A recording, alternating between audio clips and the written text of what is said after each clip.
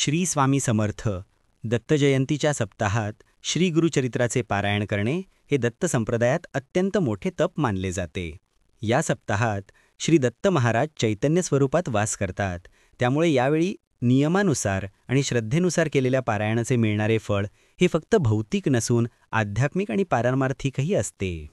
बरेच स्वामी भक्त या दिवसांत गुरुचरित्राचे सामूहिक पारायण करताना आपल्याला दिसतात. पण मनापासून इच्छा असणारे बरेच दत्तभक्त वा स्वामी भक्त पारायणात भाग घेऊ शकत नाहीत.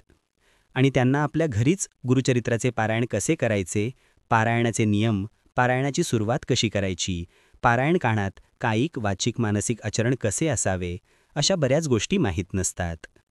त्यामुळे बरेच जण इच्छा असूनही आपल्या घरी पारायण करायचे टाळतात. आजच्या या व्हिडिओमध्ये आपण श्री दत्त जयंती सप्ताहात घरी गुरुचरित्राचे पारायण कसे करायचे, त्याची अचूक पद्धत काय हे जाणून घेणार आहोत. त्यासोबतच पारायणाचे नियम, वेळ, पारायण दिवसांत आपले आचरण कसे असावे, पारायणाची सुरुवात कशी करायची, अशा सर्व बारीक-सारीक गोष्टी जाणून घेणार आहोत. म्हणून व्हिडिओ पूर्ण बघा, तुम्हाला दुसरा व्हिडिओ बघायची गरज पडणार नाही.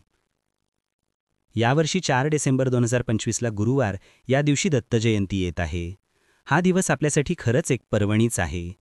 कारण दत्तजयंती गुरुवारला येणे हा खूप मोठा संयोग घडून येत आहे.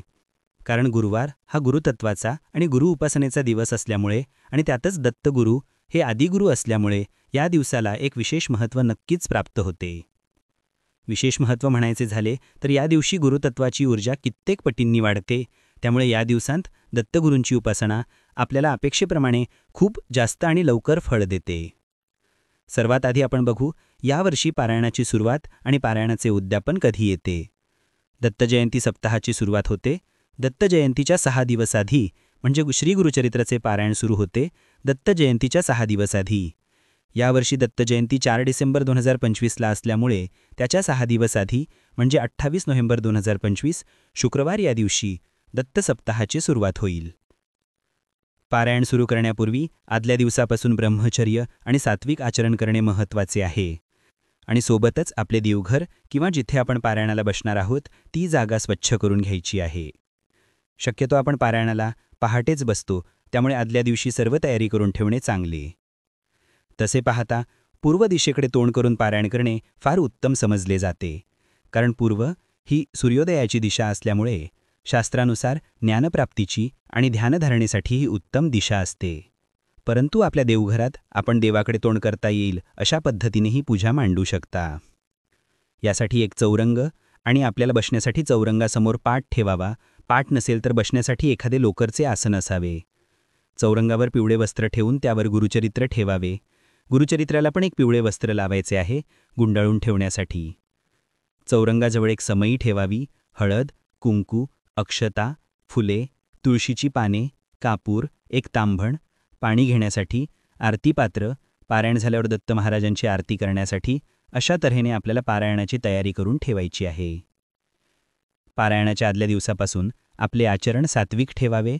क्रोध करू नये किंवा मनात कलुषित भाव ठेवू नये.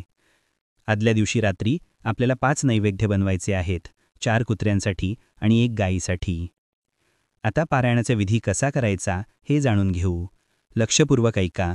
रोज पारायण वाचायच्या आधी आपल्याला याच पद्धतीने सुरू करायचे आहे. आणि पारायण विधी आपल्याला हवा असेल तर मला कमेंट करून सांगा, मी आपल्याला PDF स्वरूपात उपलब्ध करून देईल. चला सुरू करूया. सर्वात आधी आपल्याला सकाळी लवकर उठून स्नान करून स्वच्छ आणि धुतलेले कपडे घालायचे आहेत. जर आपल्याला जवळ पिवळ्या रंगाचे वस्त्र असेल तर फारच उत्तम. ते स्वच्छ धुवून घ्यायचे आणि पारायण करताना घालायचे. यात काही गोष्टी लक्षात ठेवणे महत्त्वाचे आहे. पारायणाचे सर्व विधी पूर्ण होईपर्यंत पूजापाठावरून उठायचे नाही. पारायणाच्या सप्ताह काळात पलंगावर किंवा उंच आसनावर झोपायचे नाही. खाली जमिनीवर साधे आसन किंवा चटई टाकून झोपावे. आणि पारायण काळात किंवा वाचताना कोणाचाही विशेषतः रजस्वला स्त्रियांचा स्पर्श घेऊ नये. ही खबरदारी आपल्याला घ्यायची आहे. शुचिर्भूत होऊन थोडे गोमूत्र आपल्या अंगावर शिंपडून घ्यायचे आणि मग पाटावर बसायचे. पाटावर बसल्यानंतर सर्वात आधी चौरंगाजवळील समईमध्ये तेल वा गाईचे तूप घालून दिवा लावून घ्यायचा आणि धूप किंवा अगरबत्ती लावून घ्यायची. त्यानंतर गुरुचरित्राला नमस्कार करून त्यावर हळद, कुंकू, अक्षता, फुले आणि तुळशीची पाने ठेवून गुरुचरित्राची दत्त महाराजांचे ध्यान करत पूजा करून घ्यायची. त्यानंतर पाणी असलेल्या तांब्याजवळ ठेवून त्यातून पळीभर पाणी हातावर घेऊन 3 वेळा आचमन करायचे आहे. पहिल्यांदा आचमन करताना ओम केशवाय नमः, दुसऱ्यांदा ओम नारायणाय नमः आणि तिसऱ्यांदा ओम माधवाय नमः म्हणत आचमन करायचे आहे. त्यानंतर चौथ्यांदा पाणी घेऊन ओम गोविंदाय नमः म्हणून पाणी जमिनीवर सोडायचे किंवा तुम्ही ते पाणी तांभणात सोडू शकता आणि नंतर ते तुळशीला किंवा आपल्या घरी झाडांना टाकू शकता. त्यानंतर आपला उजवा हात आपल्या शिखेवर म्हणजे शेंडीवर किंवा डोक्याच्या मध्यभागी ठेवत ओम विष्णू ओम विष्णू ओम विष्णू असे 3 वेळा म्हणायचे आहे. याने चित्त एकाग्र होते. त्यानंतर एक पळी पाणी हातात घेऊन त्यात अक्षता फूल टाकून जमिनीवर पाणी सोडून जमिनीला हात लावून मुद्रवसने देवी पर्वतस्थनमंदिते विष्णुपत्नी नमस्तुभ्यं पादस्पर्शम क्षमस्व मे हा मंत्र म्हणून धरणी मातेला नमस्कार करायचा आहे. त्यानंतर एक पळी पाणी हातात घेऊन त्यात अक्षता फूल टाकून 10 दिशांना पुंडरीकाक्षः पुनातु पुंडरीकाक्षः पुनातु असे म्हणत शिंपडायचे आहे. त्यानंतर हातामध्ये एक पळी पाणी घेऊन त्यात अक्षता फूल टाकून त्यावर दुसरा हात ठेवून संकल्प करायचा. संकल्प करताना काय म्हणायचे ते तुम्हाला सांगतो.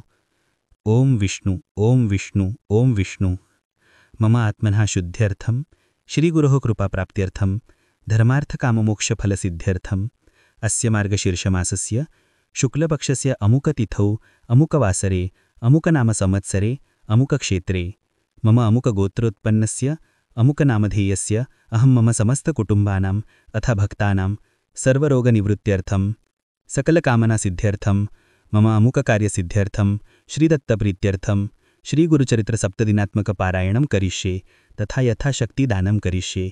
ओम श्री गुरुदेव दत्त असे म्हणून हातातील पाणी तांभणात किंवा जमिनीवर सोडावे. आता या ठिकाणी तुम्ही बघाल अमुक हा शब्द मी वापरला आहे. त्या जागी तुम्हाला अमुक तिथौच्या जागी त्या दिवशीची तिथी जी असेल तिचे नाव घ्यायचे आहे. अमुक वासरेच्या जागी त्या दिवसाचा वार, अमुक नाम संवत्सरच्या जागी चालू संवत्सर आणि अमुक क्षेत्रेच्या जागी तुमच्या गावाचं नाव घ्यायचे आहे. तसंच अमुक गोत्रोत्पन्नस्यच्या जागी तुमचे गोत्र आणि अमुक नामधेयस्यच्या जागी तुमचे नाव. अशा पद्धतीने अमुक या शब्दाच्या जागी योग्य शब्द घालायचे आहेत. हा संकल्प तुम्हाला PDF मिळून जाईल. संकल्प झाल्यानंतर आपल्याला डोळे मिटून श्री गुरुदेव दत्ताचे ध्यान करून 11 वेळा दिगंबरा दिगंबरा श्रीपाद वल्लभ दिगंबरा या मंत्राचा जप करायचा आहे. त्यानंतर स्वामी समर्थांचे ध्यान करून श्री स्वामी समर्थ या मंत्राची 1 माळ करायची आहे. आणि त्यानंतर नवाक्षर मंत्र 9 वेळा, गायत्री मंत्र 24 वेळा आणि महामृत्युंजय मंत्र 11 वेळा म्हणायचा आहे. अशा पद्धतीने आपल्याला पारायण वाचायच्या पूर्वी हा विधी करायचा आहे. त्यानंतर चौरंगावरचे किंवा पाटावरचे गुरुचरित्र उघडायचे आणि गुरुचरित्र वाचनाला सुरुवात करायची. बरेच जण गुरुचरित्र वाचन सुरू करण्यापूर्वी श्री स्वामी समर्थांचे स्तवन आणि स्तुती वाचतात. तुम्ही ते करू शकता. आणि मग पहिल्या दिवशीचे अध्याय वाचून झाल्यानंतर श्री गुरुदत्तांचे स्तवन वाचून आरती करायची आणि त्यानंतर बसलेल्या आसनाला नमस्कार करून उठायचे. गुरुचरित्र वाचताना प्रत्येक शब्द स्पष्ट आणि योग्य उच्चारात वाचला पाहिजे. अनावश्यक घाई करू नये. मनातल्या मनात वाचन करणे टाळावे. वाचन इतक्या आवाजात असावे की ते तुम्हाला स्वतःला स्पष्ट ऐकू यावे. इतरांना त्रास होणार नाही याची काळजी घ्या. वाचताना अडखळले किंवा शिंक आली तर डोळ्याला पाणी लावून परत वाचन सुरू करा किंवा वाचनात एखादा विचार आल्यामुळे किंवा अन्य किरकोळ कारणांमुळे थोडा वेळ थांबल्यास श्री गुरुदेव दत्त म्हणत लगेच वाचन पुन्हा सुरू करा. जर तुम्हाला शौचास किंवा लघवीची तीव्र लागण म्हणजे लघवी जोरात लागली आणि आसनावरून उठणे अनिवार्य झाले तर हा मोठा खंड मानला जातो. यासाठी तुम्हाला संपूर्ण शुद्धीकरण करावे लागते. ज्या अध्यायात पारायण थांबवले आहे तो अध्याय क्रमांक आणि त्यातील ओळीचा क्रमांक मनात पक्का लक्षात ठेवा. आसनावरून उठल्यानंतर तुमची शारीरिक क्रिया म्हणजे शौच किंवा लघवी पूर्ण करा. त्यानंतर पुन्हा स्नान करा किंवा शक्य नसेल तर हात पाय आणि तोंड व्यवस्थित धुवून शुद्ध व्हा. नवीन किंवा शुद्ध वस्त्र परिधान करून पुन्हा आसन ग्रहण करून आणि पुन्हा आसनावर बसल्यावर पुन्हा आचमनविधी पूर्ण करावा. म्हणजेच आचमनविधी पूर्ण करावा. मंत्रजप नाही केला तरी चालेल. आणि मग वाचत असलेल्या अध्यायाचा पहिला श्लोक किंवा सुरुवातीच्या 2 ओळी पुन्हा एकदा वाचा आणि मग तुम्ही जिथे थांबला होता तिथून वाचन सुरू करा. अशा पद्धतीने आपल्याला गुरुचरित्र पारायणाचे वाचन करायचे आहे. हे तर झाले वाचन कसे करायचे. यानंतर आपण पुढच्या व्हिडिओमध्ये पारायण काळात आपले आचरण खानपान कसे असावे ते बारकाईने बघूया.